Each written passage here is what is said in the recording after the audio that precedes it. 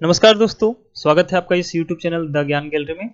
यह एक audio lecture है और हम इस लेक्चर में प्लाज्मा थेरेपी के बारे में बात करेंगे। इस टॉपिक को समझने के लिए वीडियो को पूरा देखिएगा और यदि अच्छा लगे तो इसे लाइक जरूर कीजिएगा। यदि चैनल पर नए हैं तो इसे सब्सक्राइब कर लीजिए ताकि फ्यूचर में ऐसे ही वीडियोज मिलते रहें आपको। तो आइए शुरू करते हैं आज का टॉपिक। प्लाज्मा थेरेपी को समझने के लिए दो बातों को स्पष्ट रूप से जानना आवश्यक है। पहला है प्लाज्मा क्या होता है और दूसरा हमारे बॉडी का इम्यून सिस्टम मतलब प्रतिरक्षा तंत्र कैसे काम करता है। सबसे पहले जानते हैं प्लाज्मा के बारे में। हमारे बॉडी में जो ब्लड है उसका मुख्यतः दो घटक होता है, दो कंपोनेंट है। पहला है प्लाज्मा और दूसरा है ब्लड सेल्स। प्लाज्मा जो है वह कुल ब्लड का लगभग 55% भाग होता है और इस प्लाज्मा का भी 90% भाग जल होता है। बाकी बचा जो 10% उसमें बहुत सारे प्रोटीन्स, कार्बोहाइड्रेट्स, लिपिड्स, साल्ट्स और एंटीजन एंटीबॉडी प्रेजेंट होते हैं। जबकि जो सेल्स हैं उसमें तीन प्रकार के सेल्स होते हैं, वह है आरबीसी, डब्ल्यूबीसी और प्लेटलेट्स। तो प्लाज्मा थेरेपी में मुख्य रूप से प्लाज्मा का काम होता है। दूसरी जो बात है वह है इम्यून सिस्टम मतलब प्रतिरक्षा तंत्र। प्रतिरक्षा तंत्र हमारे बॉडी का एक सिस्टम है जो हमारे बॉडी को विभिन्न प्रकार के रोगों से बचाने का कार्य करता है। यह इम्यून सिस्टम भी दो तरीके से काम करता है। पहला है सेल मेडिएटेड और दूसरा है एंटीबॉडी मेडिएटेड। सेल मेडिएटेड में क्या होता है, बहुत सारे इम्यून सिस्टम का कोशिकाएं काम करते हैं, जबकि एंटीबॉडी मेडिएटेड में एंटीबॉडी काम करता है। प्लाज्मा थेरेपी में मुख्य भूमिका एंटीबॉडी का होता है। हालांकि एंटीबॉडी किसी सेल्स से ही सिक्रेट होता है, मतलब उसी से बनता है।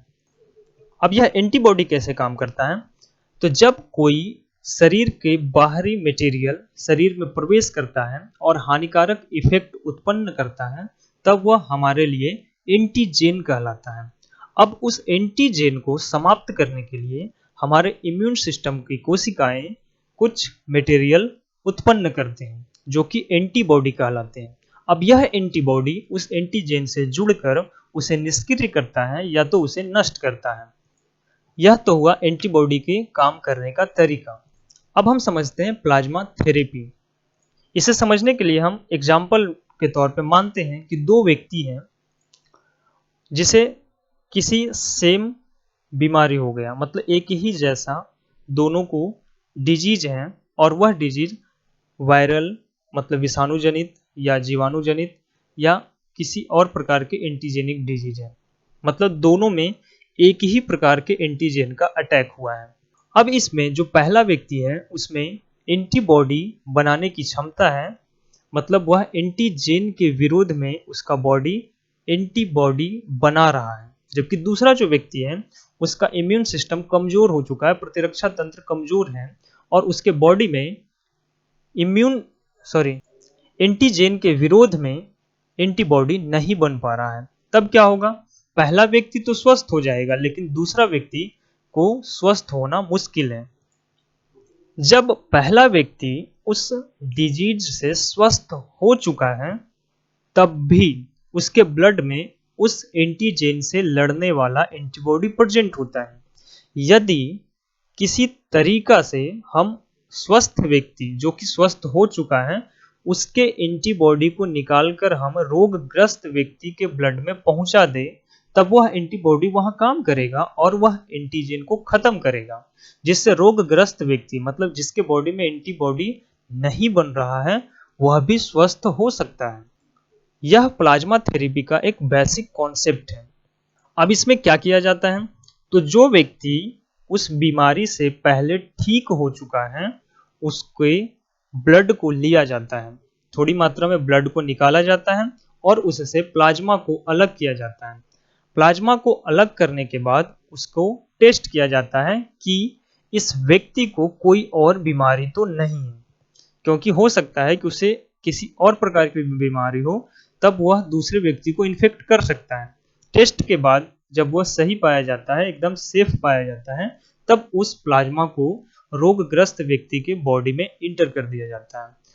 अब उस प्लाज्मा में उस एंटीजन के विरोध में बनने वाला एंटीबॉडी प्रेजेंट है, तब वह वहां काम करेगा और रोगग्रस्त व्यक्ति के एंटीजन को खत्म करेगा। यदि वह एंटीबॉडी रोगग्रस्त व्यक्ति के एंटीजन को पूर्ण रूप से खत्म कर देता है, तब वह व्यक्ति भी स्वस्थ हो जाएगा।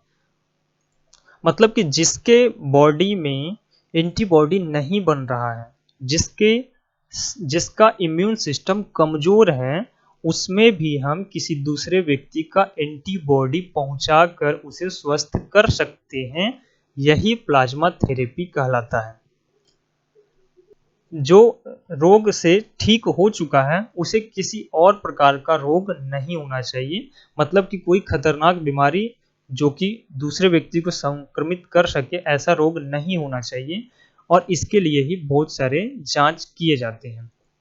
प्लाज्मा थेरेपी से बहुत सारे डिजीज में इसका उपयोग किया गया है। इससे बहुत सारे पेशेंट को ठीक भी किया गया है, और यह थेरेपी मुख्य रूप से वायरल डिजीज में काम किए जा रहे हैं। मतलब इसका उपयोग वायरल डिजीज में किया जा रहा है, मतलब विषाणु जनित रोग में। बहुत सारे विषाणु जनित रोग में इसका उपयोग हुआ है, जैसे कि 2014 में इबोला वायरस के ट्रीटमेंट के लिए भी प्लाज्मा थेरेपी का उपयोग किया गया था। 2009 में H1N1 का जो इन्फेक्शन हुआ था उसके ट्रीटमेंट के लिए भी इस थेरेपी का यूज किया गया था। 2015 में जो कोरोना वायरस का इन्फेक्शन हुआ था, जिसे हम मर्स कहते हैं, MERS, उसके ट्रीटमेंट में भी प्लाज्मा थेरेपी का उपयोग हो चुका है। वर्तमान समय में जो कोरोना वायरस का इन्फेक्शन है, जिसे कोविड-19 के नाम से जान रहे हैं, इसके ट्रीटमेंट में भी प्लाज्मा थेरेपी का उपयोग किया जा रहा है, और इसमें कुछ सफलताएं भी मिली हैं। प्लाज्मा थेरेपी का उपयोग तब किया जाता है जब कोई उसके लिए स्पेसिफिक ड्रग इस्तेमाल नहीं किया जा रहा हो। मतलब जब डॉक्टर्स को, साइंटिस्ट को यह समझ में नहीं आ रहा हो कि इस पे कौन सा स्पेसिफिक ड्रग काम कर रहा है, जब ये पता नहीं चल पाता है, तब इसके लिए प्लाज्मा थेरेपी का उपयोग किया जाता है। प्लाज्मा थेरेपी से विभिन्न प्रकार के वायरल डिजीज को ठीक भी किया गया है। इसी के आधार पे कोविड-19 में भी प्लाज्मा थेरेपी का उपयोग किया जा रहा है, और ऐसा आशा है कि यह भी एक कारगर उपाय होगा। मुझे आशा है कि आपको ये प्लाज्मा थेरेपी समझ में आया होगा। यदि ये वीडियो अच्छा लगा तो इसे लाइक करें और चैनल को सब्सक्राइब जरूर करें। धन्यवाद।